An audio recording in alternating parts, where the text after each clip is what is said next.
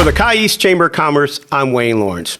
Is owning your own business, is it a blessing or a curse? We're going to find out today. We have Dannette Render with DAR Public Relations. Dannette, how are you today? I'm great. How are you? I'm doing well, thanks. Well, I know the D and R is obviously for your name, so I'm going to just start with this quick question. What does the A stand for? The A represents my middle name, Okay. and most people try to guess it, but you can't. A stands for Avis. Avis, really? Okay, good. I never would have guessed that. No, You're going to give me 10 guesses. Yes, I would never guess it. exactly. So the thing about the company name, though, is one, you use your initials, which is interesting, but it's public relations and marketing. So tell me, what are those services? What do you provide? Okay. Well, our services include public relations, marketing, advertising, and event planning. So those are the four services. Ironically, when we started, it was more public relations, as you can imagine. Over the years, we've evolved, and now we are an integrated marketing agency, which involves all four of those services. So typically, when someone's hiring us, they are hiring us to provide a group of services and not necessarily just PR. Okay. So I'm going to ask you, and I know I've known you for quite some time, so I'm going to have to ask you, when did you start it? Well, I am happy to say that we are in our 40th year of business. Yes. Congratulations. Thank you. Here you go. Thank you. So this is year number 40. Hard to believe even for myself. Yeah, well, there are very few businesses that can claim to go more than 5-10 years, and to do 40, congratulations. Thank you. You've learned a lot over the 40 years, so we're going to definitely tap into that. Yes. So tell me something else, too.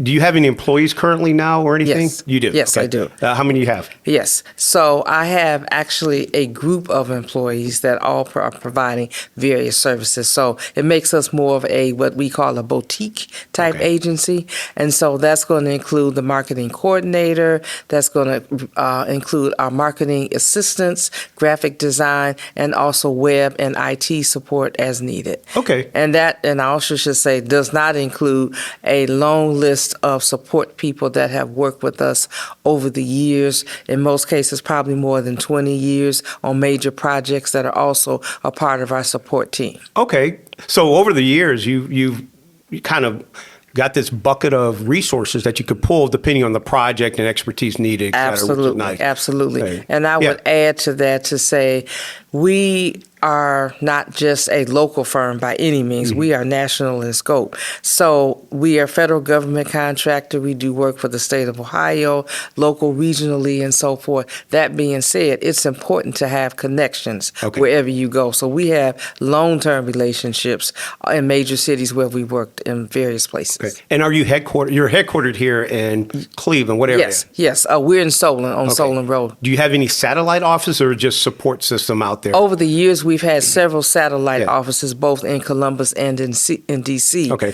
Not at this time. However, if there's an immediate project that we're working on, let's just say in D.C., then we just immediately move forward with opening another satellite office. So it's always close by our fingertips.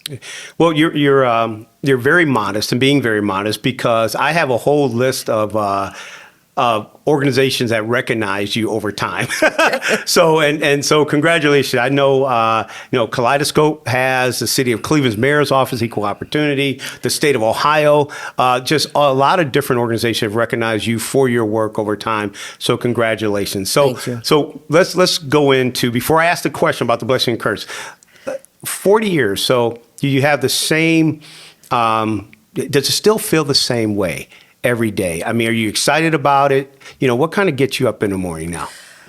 Well, that's important, and that's a great question, because in my opinion, I've heard it for many years, but now I'm walking and living proof that a real entrepreneur, and especially one that wants to be a long-term entrepreneur, needs to love their work. Their work needs to be their play.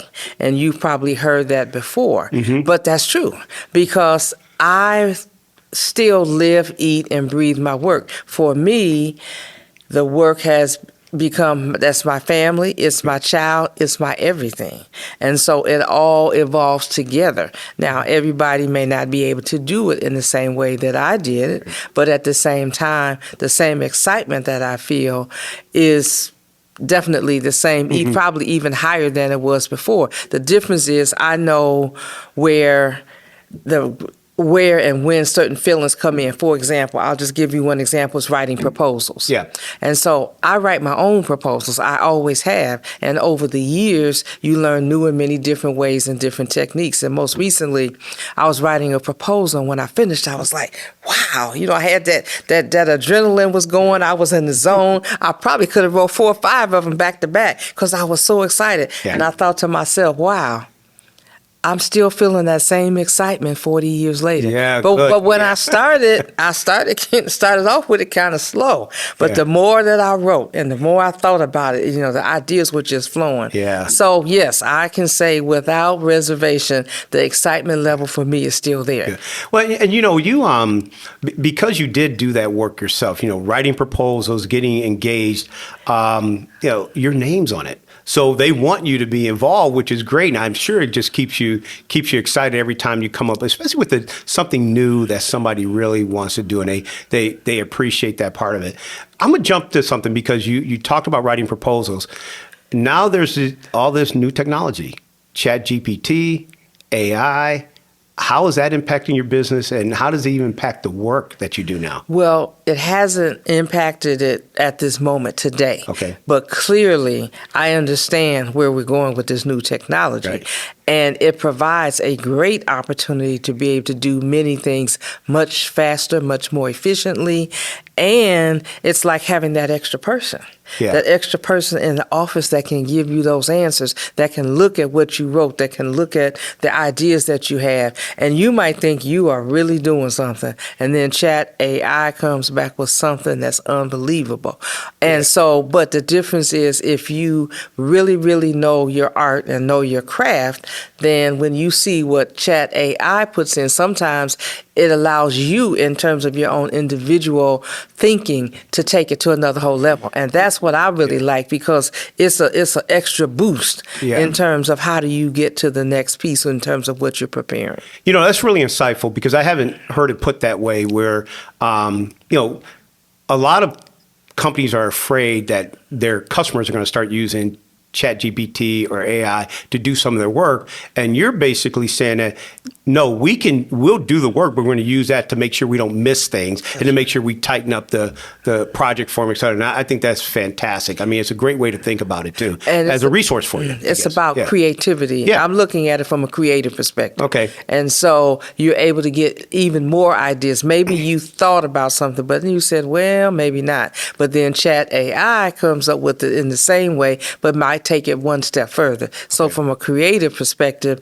with that, it really, really takes creativity to a whole new place and time. Okay.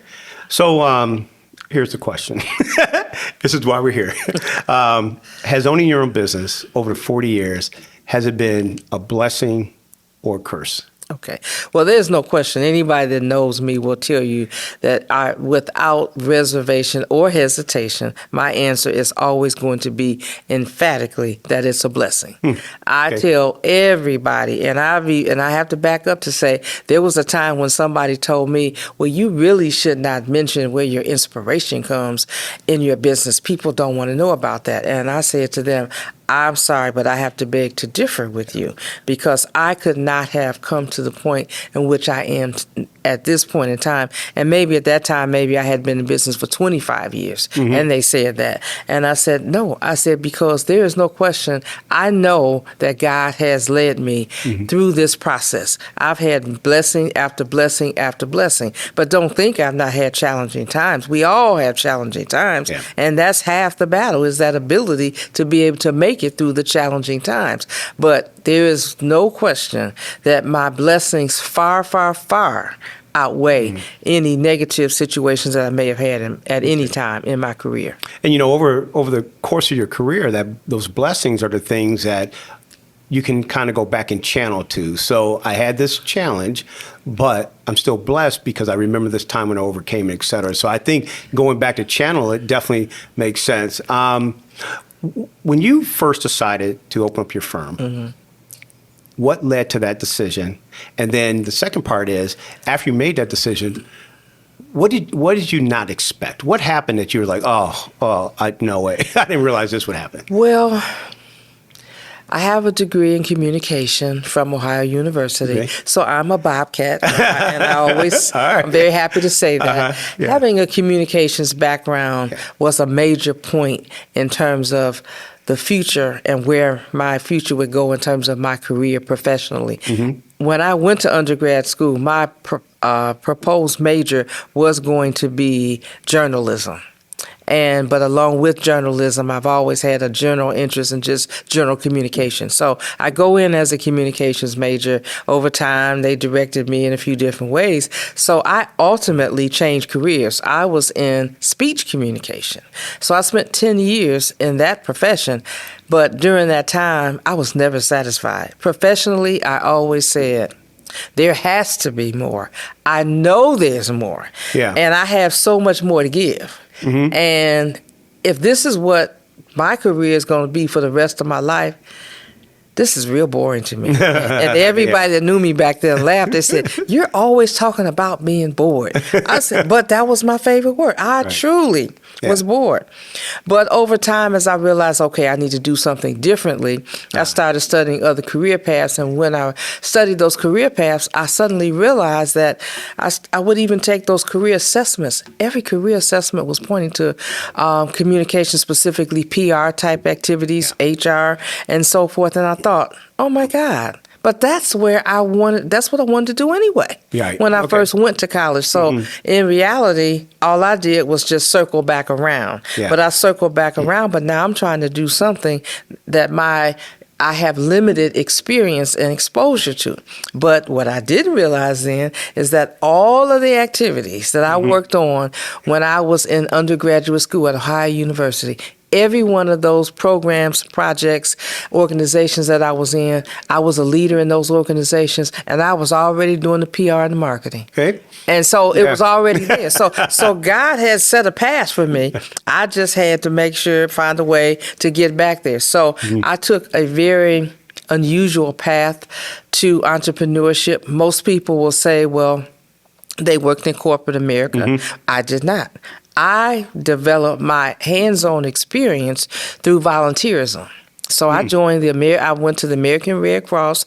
I met a guy there, and, bless his heart, his name was Frank Stipkala, and he was the head of the Public Relations Department.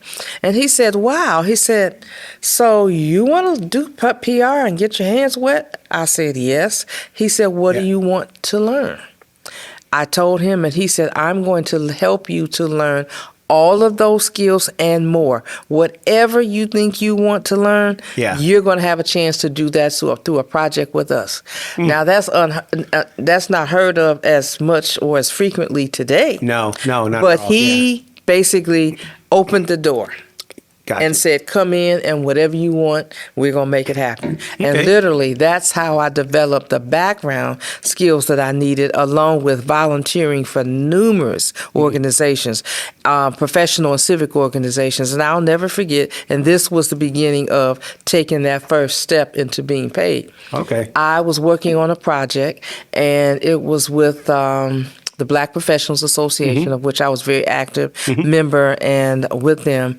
And during that time on this project, somebody said, wow, well, I know you work with the school system, but I always see you doing all these community projects around PR, and you're always the PR person. Well, do you get paid for this?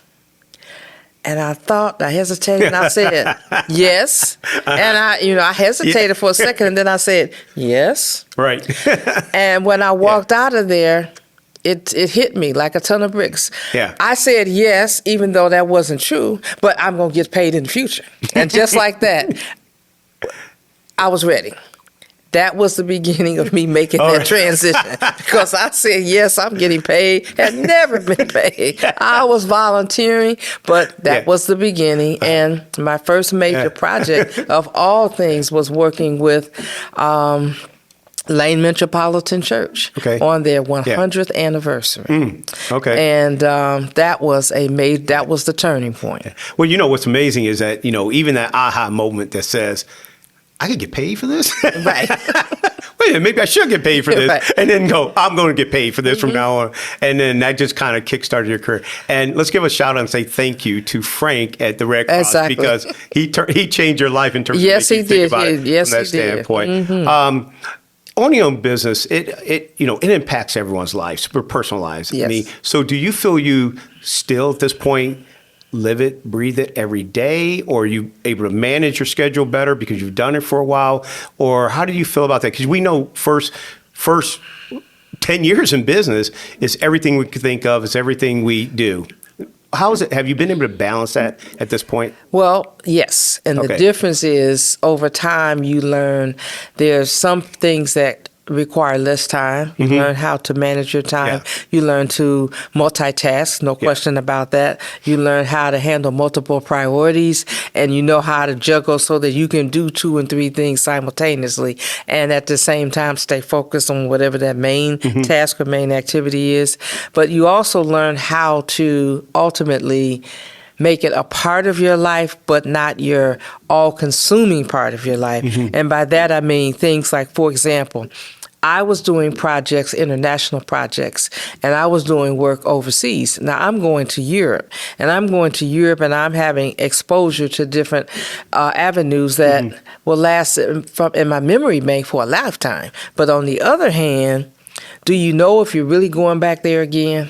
Did I think about that? No, I did not. But a dear friend of mine who actually passed away, but she worked at the city of Cleveland in their minority business department, and she was someone that knew my career path. And she said, okay, I heard you went here and you went there. She said, you have pictures? I said, no. She said, where'd you go? You know, she wanted to know some of the places I went, but I visited. And I couldn't answer that. She said, you will not go out of this country again without making sure that you have a memory base for yourself for the future. And she went on to say, for example, if you don't have time to go on a tour, then go to the store and buy that long postcard of pictures that shows everything. She said, and who would have ever thought of that? But she was right. She was right because many times I did not have time, but I never left there without those pictures. And then over time, what I learned to do is I always started for myself. At that time, it was probably 3 of us that might have traveled to the international site. But I always made sure that we had an extra day either on the front end or the back end. And I also made sure that we always took a tour. And so over the years, even now domestically, when I do something, no matter what city it is, if we're going to be in D.C., which D.C. over the years has become our home away from home. And while in D.C., I am going to make sure that my staff has that opportunity to go out and see the city. Now, if they don't, that's on them. But I'm going to make sure that I allow time for them to do it because just like they're going to do it, so am I. Exactly. So I take advantage of that. And I'll give you one quick example. Was we were there one year over the Easter holiday, and everybody was excited. You know, they were ready to go. But it hit them. I never missed going to church on Easter. I don't know. So that I saw and I heard that hesitation. But see, they didn't know me. Right. I wasn't missing church either. I called a dear friend of mine who had been telling me about his church for years. And I said, well, we're going to be in D.C. over the Easter holiday.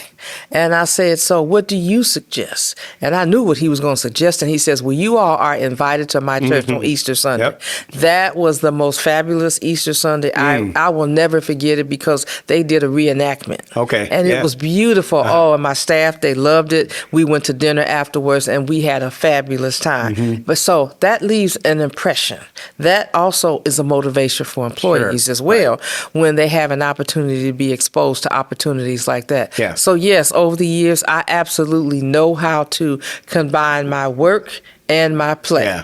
Well, the other thing too with the employees is it showed you cared because you recognized that there was going to be a challenge or problem with it, and you came up with some solution that made everybody happy. So it was the best of all worlds. We did work. We got to experience the city. and we also got out of respect of our religion, we got to take care of that too. Yes, so that was very, very important, and I'm so happy that I was able to do that. But honestly, people say that about me all the time. I mean, when we get reference letters, they always talk about my ability to be able to really care and take care of my employees. And I do that because I understand the value that they bring to the team and the importance of memories. You know, there's no substitute for memories. So in my case, I have those 40 years of memories. So Dannette, you and I kind of go way back a little bit, and actually you are a star networker.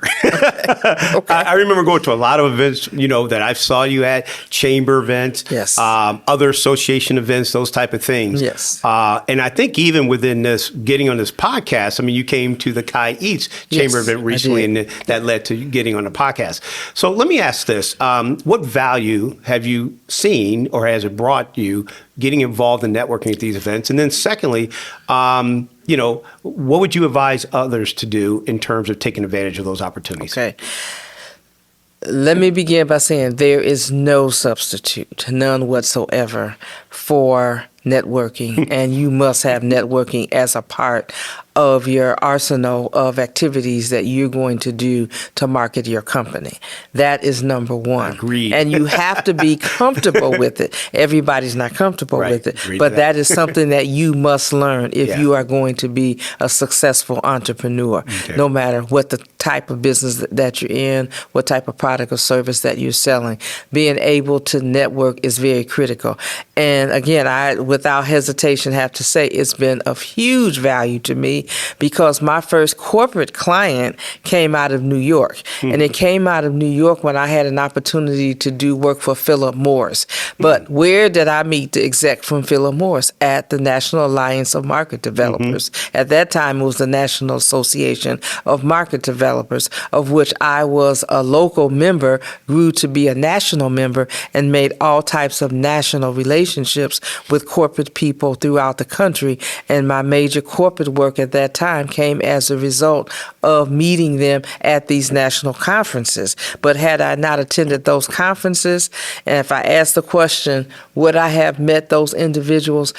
In all honesty, the answer would probably have been no. Right. Yeah. So I understand. Yeah, and I agree with that, because you know I feel so strongly about networking. Yes. Been involved with chambers for a long time. You said something, though, that was interesting. The thing that really keeps a lot of people from doing that is they're very uncomfortable. And, you know, I don't know how they learn to do it, but they're very uncomfortable. Maybe they could find someone there who can make introductions. But, you know, people are also uncomfortable with taking on new challenges when they're in business. So you're a young company, and or maybe you're even mature, and you've got this new opportunity that comes your way, and you're uncomfortable with that. What do you do? Well, what's your advice? My advice is this. Number one, you cannot be afraid. You must be strong, and you must be willing to take on the challenge. You have to be willing to take on many, many challenges and stand up and be strong enough to make it happen. That doesn't mean that you have to have all the answers. That's where that's where AI can come in and help you with some of that information. But you have to really know your business and know your craft. And that's something that I encourage new entrepreneurs to really do, is to spend the time to build and develop their craft. But there is no substitution for having that strength, that resolve, and not being afraid of any challenge, and not being afraid to say no if you just absolutely know that it's something that you can't do. But many times, and more times than not, your opportunities are things that you haven't even seen or known about, but yet they come through your door, and you got to be strong. I agree. It's okay to fail too. It is, even for taking on, you know, responsibilities that maybe you thought you were, you know, capable of doing. It's okay to fail, because you learn from failure. So, but don't pass up the opportunity. That's right. Don't be afraid. That's the key, is don't be afraid. And you heard me say, I can and I will. And those are my keywords all the time that I use. That becomes part of my mission and my company philosophy. And that by itself can make all the difference, because you have confidence in yourself, and you must exude that confidence. And that includes when you're out networking and you're meeting people. So you can't be afraid of new people. But I think for me, ironically, that networking piece and that additional confidence as it relates to meeting people came as a result of the Black Professionals Associations and the various projects that I worked on with them. And obviously, I'm volunteering to develop my portfolio for the business, but I had to meet people, high-level people that we were bringing in for different programs, and I was the program chair. So I had to talk to them. And many times they said that I appeared nervous or maybe even a little uncomfortable, but they reminded me, you're the chairperson of this project. And so you have to talk to. Right. So if the CEO of an organization is there, if it's the director, the vice president, it's your job to make them feel comfortable. Yep. So that's where I developed that additional ease with dealing and talking to a lot of new and different people. But once again, it goes back to networking. So I have to ask you this because I'm always fascinated by people who put their name into their company, brand name with their company. Do you have an exit plan? And secondly, does that create a challenge that DAR is Dannette Render, and if someone wanted to buy it, it would, or even market it from there? Does that create a challenge in the business at all? Well, or even selling it or making it I marketable? would say yes and no. Okay. And the difference could be that someone could buy the business and ultimately change the name, but still have the same clientele. Right. So if About you the look client. at it from Yep. that perspective, basically it's more like you're buying the clients. Right. But the only difference is that many of our repeat clients are repeat clients based on the successful relationships that we've established with them long term. So they're going to be looking for that same level of expertise and that same level of work, and especially that same level of hands-on experience. See, I'm not an owner that gives my employees assignments and they go off and do it and I'm not involved. I'm a hands-on, active working part of every project. And so that being said, if I'm not there and that level of commitment is not there, that could make a difference, with the current client or future clients based upon that scenario. Okay. But in general, I think there are many ways to deal with that when the time comes. Okay.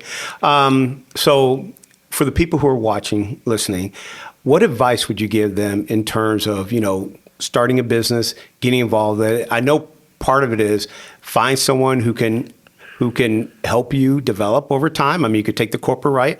Some people just think about diving in. Not everyone, has the aha moment that, hey, I could get paid for this instead of giving to. So what advice would you give someone looking to get into business these days? Well, I would first of all go back to my discussion about the importance of finding something that you really like and love and have passion for. Okay. There is no substitute for the passion. If you have passion and you have experience or the ability to get the additional experience and it's something that you believe in, that's important. But initially and even for the long term, you have to be willing to give it your entire heart and soul if you're going to be successful. Now, granted, as you grow, you're going to be able to meet new and different people. You might even change into something else. So you know how many people have had one successful business and close it down and start all over again with something new.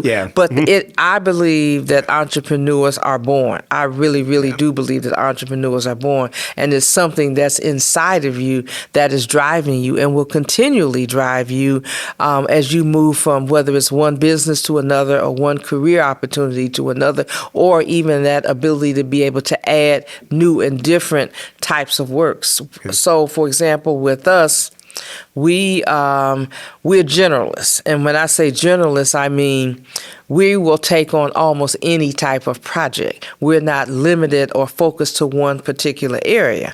Well, the generalist approach has worked very well for us. And why is that? It's because it allows us to do a lot of different things. So in no time has someone ever asked me to do something that I said, no, I can't do it. I've always said that same thing about the lady when she said, did I get paid? My answer is always yes. And my answer is yes, I can. And yes, I will. So that has become my philosophy in business, just in general. So even though we don't know what whatever the project might be, if we win that contract and we're going to do that, we will know immediately. So we immediately just dig in. Yeah. But see, that's that level of excitement exactly. that it brings to the table. So for new entrepreneurs, I always encourage them to really, really know your business. And I ask them very pointed questions. And many times they're coming to me asking me to help them with their marketing support. But I have a lot of questions that I ask them, and ultimately, more times than not, they are not ready. Yeah. But I don't believe in just saying, no, I can't help you now. I like to direct them to somebody who can help them to get them answers, because what I want them to understand is you need to love and know your business as 100% level or more. If I do all this for you, then I know this business better than you. Right, but And so people don't always understand that. But once they actually get into it, they realize, wow, you were right about that. And that's why DAR Public Relations has been in business for 40 years. And Dannette, I'll just finish up by saying this. When the question was asked, is owning your own business a blessing or curse? Dannette says emphatically, it's a blessing. Thank you very much for coming on, sharing your expertise. We really enjoyed it. Okay. Thank you, and I enjoyed the opportunity. Hey, if you like this episode, don't forget to comment, like, and share. This podcast was made possible with the support of our sponsors. Find more ways to grow at CuyEast.org.